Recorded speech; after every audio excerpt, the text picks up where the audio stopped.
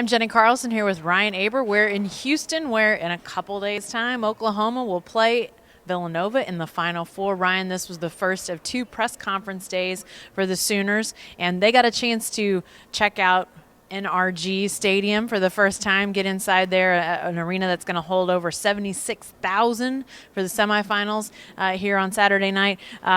Buddy Hield, obviously, a huge emphasis for a lot of folks this week. His popularity off the charts, and it's really popular with everybody. It's fans, it's coaches, it's even his own teammates. You had a chance to explore that a little bit. Just the fact that these guys, even though Buddy Hield is so beloved, so talked about, they really don't seem to have Buddy fatigue. Yeah, no doubt about it. I talked to a lot of his teammates, both current and past, especially Tyler Neal, who said Buddy was fantastic from the day he stepped on campus. His personality has lent itself to being happy for him rather than, sort of getting worn down over the attention. And they also like it because that takes a little bit of attention off them, so they get to focus a little bit more on basketball while Buddy deals with the mania. And we certainly saw that in the open locker room portion of today's media session, where everybody was gathered around Buddy Hield, and even some of the starters, Isaiah Cousins, Khadeem Lattin, Jordan Woodard. It was relatively easy to come up to them and get a couple minutes with them.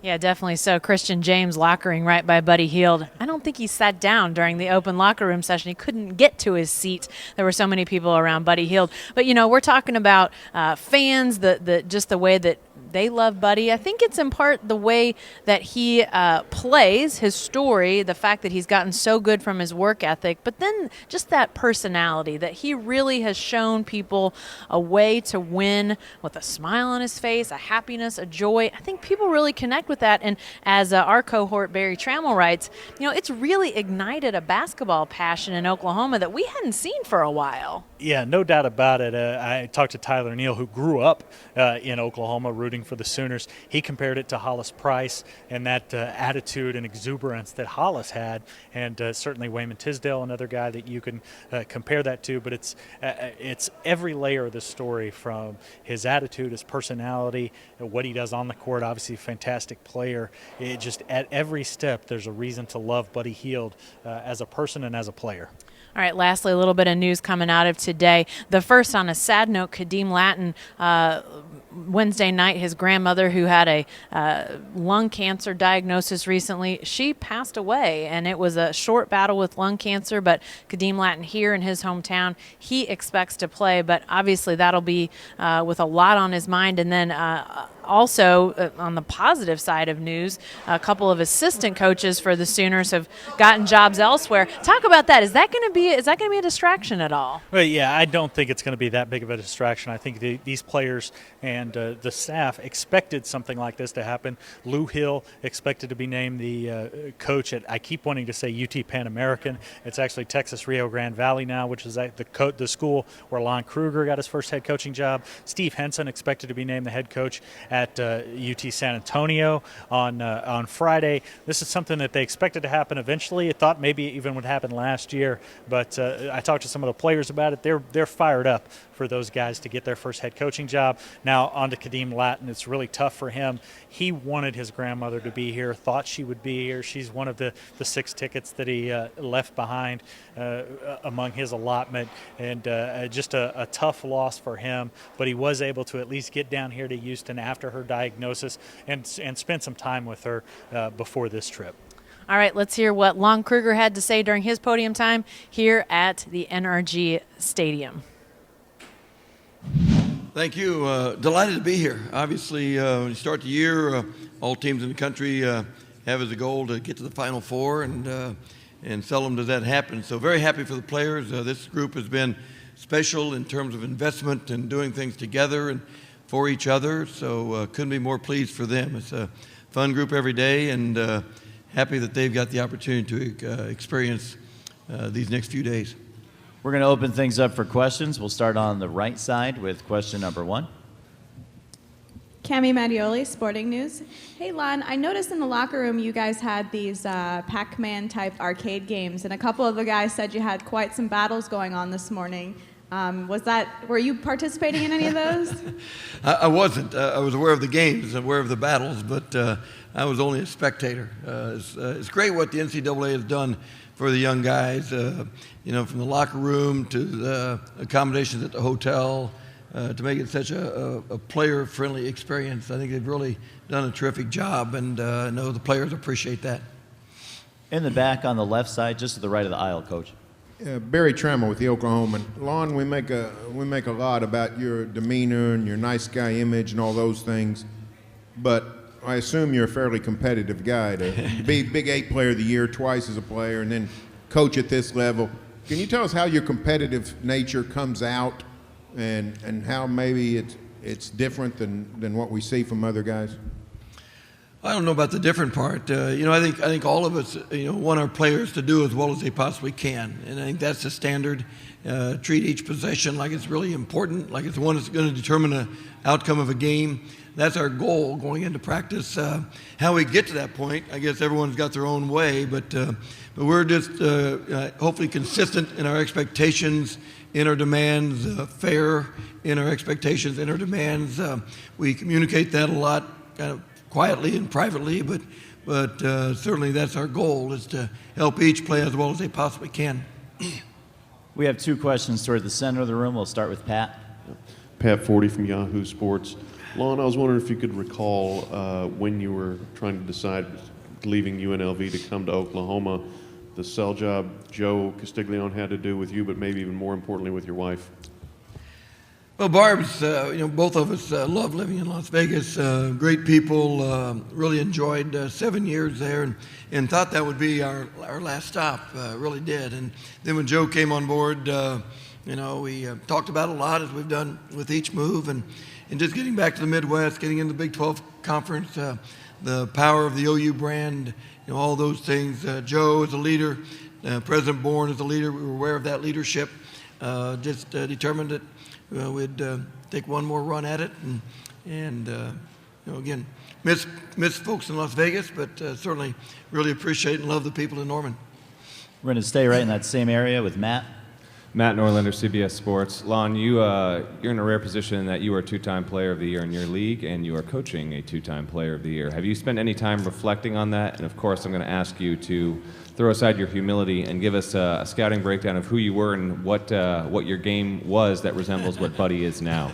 Well, I don't have to throw aside humility to say it doesn't resemble Buddy at all. Buddy's played at a special level. Couldn't be more pleased for him, and primarily because of the way he's handled it. He's not changed a bit. His passing around the praise, complimenting his teammates, coming with enthusiasm and passion every day. It's great to see. So, no, there's not many comparisons in our game. The comparison would be that I had really good teammates also. And unlike in Buddy's case, we won a couple championships, and they had to give it to someone on a championship team. So I think that's why it went our way. All the way in the back, just to the right of the aisle. Coach, congratulations for being here, first of all. Jim Roop with Westwood One Sports. There's been some talk that having a basketball court in the middle of a football field changes the depth perception for some of the players. It could affect the way they shoot. Buddy says, no, a shooter's a shooter. If you can shoot, you can shoot. Isaiah Cousins says it's going to be different when there are people in the arena because it's a stage in the center of everything. So what is it? I mean, does that depth perception change because of how big the venue is compared to where the court is? We're not going to act like it's going to change. Our guys, we just came from practice. They shot it well. Today I was really pleased with, because I know that's been bandied about a little bit, the perception, perspective as a shooter. But the guys shot it well, so I was pleased with that, and we'll get in there a couple more times before Saturday evening and get a lot more shots up. To the right of the aisle, Nancy. Nancy Armour, USA Today Sports. Lon, you obviously have a great luxury in having a guy like Buddy, but it could be difficult having somebody have the Buddy show when you've got 4 other guys on the floor. How have you managed to balance that with the other 4 guys and, let him do his thing and then maybe pick him up on the nights that he's not playing as well? That can be a big issue, and yet we've not really had to deal with it very much. I think the maturity of our team, I think the guys recognizing that Buddy's at the core of everything we do, and Buddy's going to get that target on his back. And I think the other guys, number one, they recognize what Buddy has done as being very special, and they're comfortable with that. And they also recognize, too, when defenses do things to make it tough on Buddy, they've got to be ready to step up and take advantage of maybe additional opportunities. So I've been really impressed with their maturity as a group and how well they have handled that. Now, Buddy, again, has handled it very well. If Buddy was throwing it in their face and a jerk about it, then those other guys probably wouldn't be so receptive, but Buddy's not that at all. And the other guys appreciate Buddy for what he's done, and also know they've still got to step up and do special things too. All the way up front toward the center. Mike Kern, Philadelphia Daily News Line. Aside from the obvious talent, what is it that sets Buddy apart as a player and puts him on a little different level? Been impressed from day one, his passion for the game, his ability to focus from a work ethic standpoint on things he needs to do to get better. After his freshman, sophomore year, every day he'd ask me, Coach, how can I get better? What do I need to work on? And, a lot of kids will say that, but then they'll go work on the things they're most comfortable doing.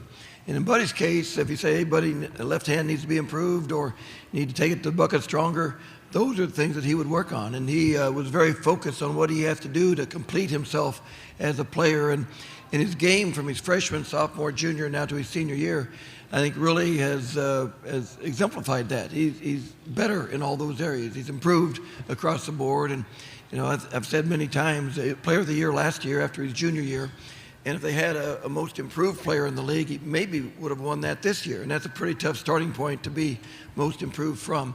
But Buddy worked that hard on his game, and that's pretty a unique quality for a young player especially. On the left side, Coach, to the left of the aisle. Red microphone. Coach, hi, my name's Todd Freed with KUBE-TV here in Houston. It's a happy homecoming for not one, but two of your players. Christian James played down the street here at Bel Air, and Khadeem Lattin from Redemption Christian. Can you address for local fans how those two guys have impacted your program and how their game has evolved at OU? And you had Rashard Odoms is from Copper's Cove, not far from here. So those three guys are, number one, they're all young players, and they've not only impacted us to this point, and I think blended very well into that veteran group. They're going to be terrific going forward. Just really excited about the progress they've made, their attitude toward working hard to get better individually, and their team-first attitudes. Great guys in the classroom. All three are special young guys from special families, and couldn't be more pleased to have them in our program. Just to the right of the aisle. Hey, Lon, it's Mark Bradley from Atlanta. Not to go back too far, but when you came to the Hawks, you took sort of a leap of faith there to go from college and a very successful time at both Illinois and Florida to the NBA.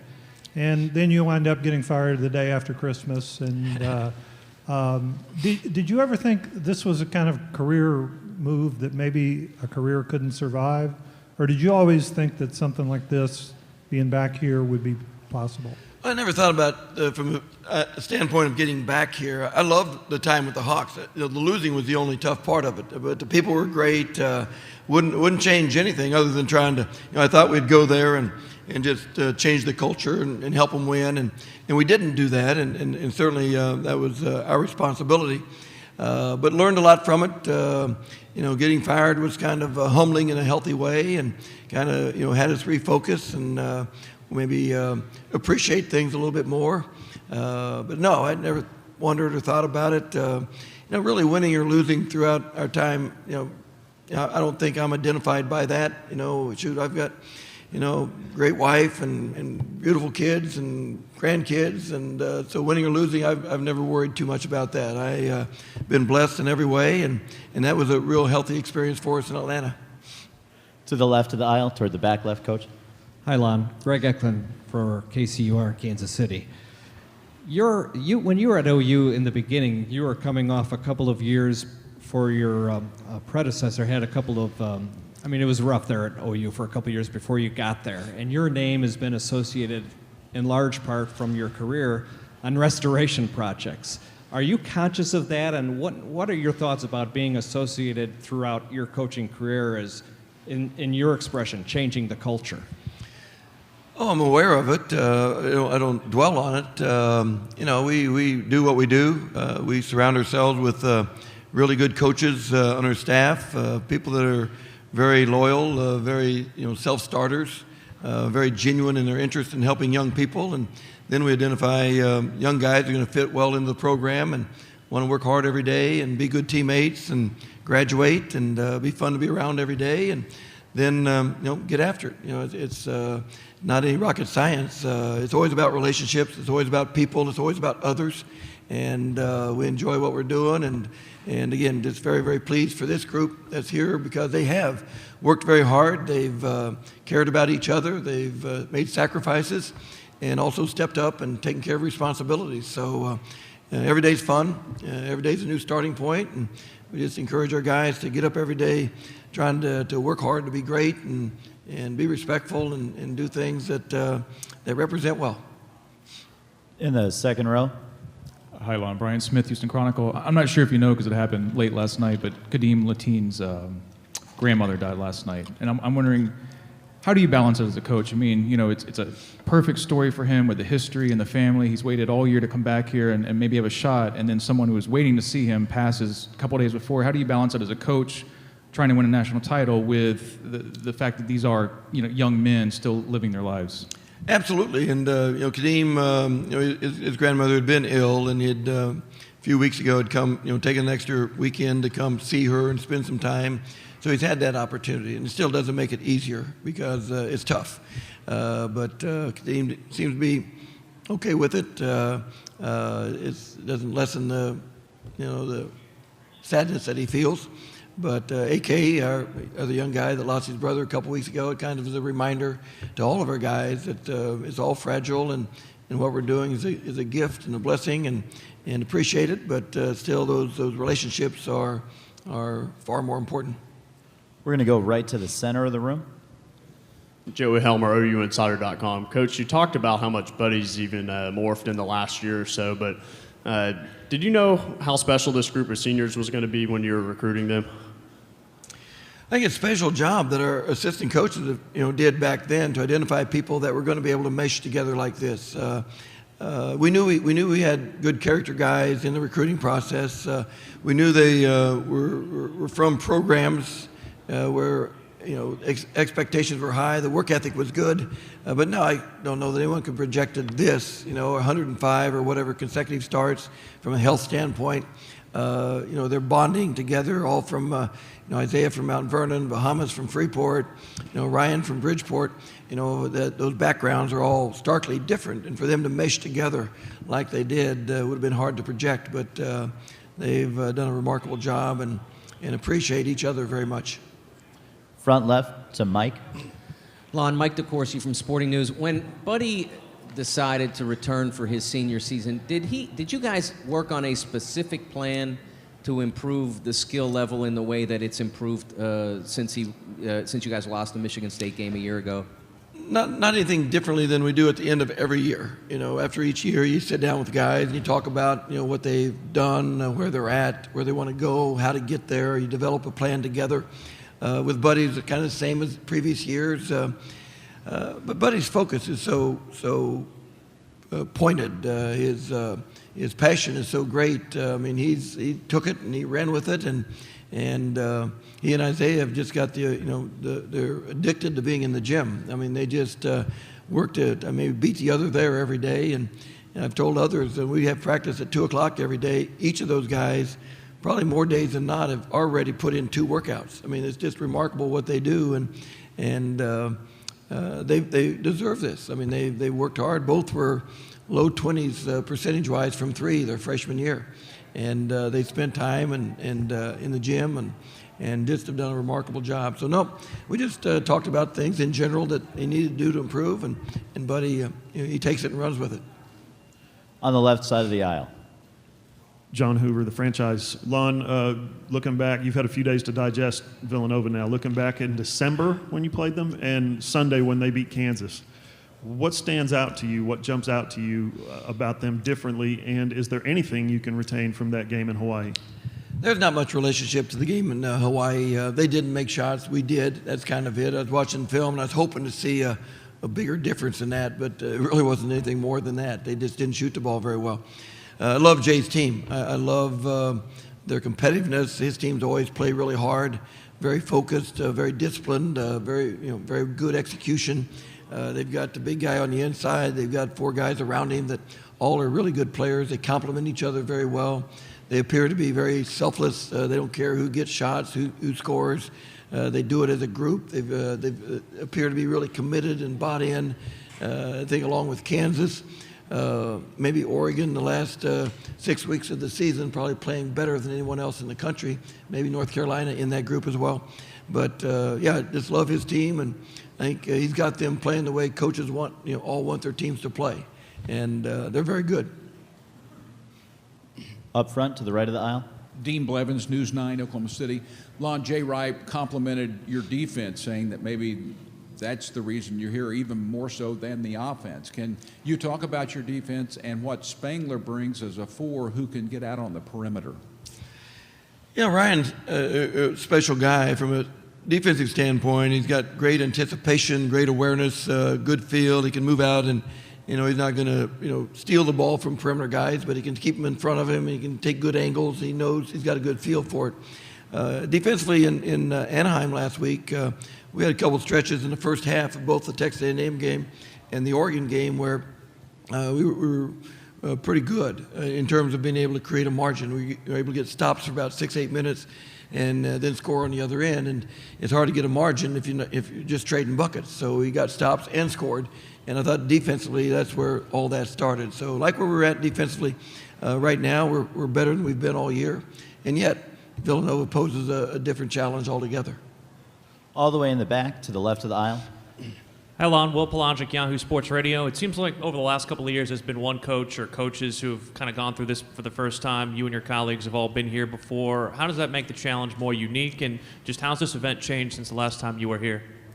Oh, it's bigger. It's better. It's to the players, it hasn't changed because that was a special moment for them in '94, and very happy for them. And it's a similar situation and moment for these guys. Very, very pleased for them. And as I tell our guys right now, I mean, I'm so happy that they're going to have these memories for the rest of their lives, and they're going to have this bond for the rest of their lives because it is a special occasion to get to the Final Four. It just doesn't happen that easily, and